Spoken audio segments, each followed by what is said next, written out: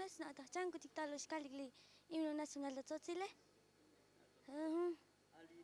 Ali chikehin kutik ta es ta kashlan kope chuk ta Tzotzile. Hoy tamelel hoy kuchal porque tajkopti que ta español es gelel porque tajkopti que shkai tikticosis mero la chale ticosi tikchkaltike japonés que jalek chkai es que jajech gusto y además lihvishon te que muy la victal uno tuk ligela vhechlie. Las lenguas originarias tenemos que seguirlas rescatando desde el seno de la escuela, porque desde ahí tenemos que impulsar a que nuestra lengua materna no se pierda. Bueno, tengo 5 años de prestar mis servicios en la escuela.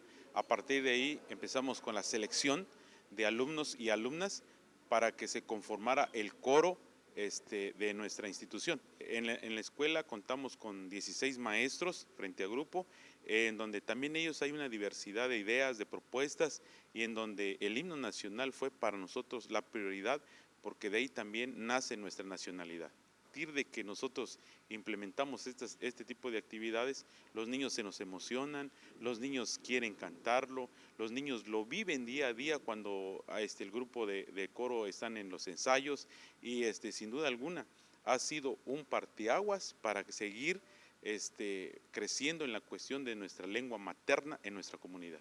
Y nació el poder cantar el himno nacional en Tzotzil a través de un consejo técnico. Nosotros pudimos valorar el hacer que los niños aprendan a cantar en su lengua materna, y en todos los homenajes pues cantábamos únicamente el himno nacional en español, y ya posteriormente se dio las diferentes invitaciones de cantar el 21 de febrero allá en el municipio de Matenango por el Día Internacional de las Lenguas Indígenas.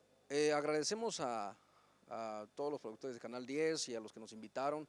La invitación se dio cuando los alumnos del coro del himno nacional en Tzotzil fueron a participar allá en el municipio de La Rainsar en este mes de julio que acaba de pasar.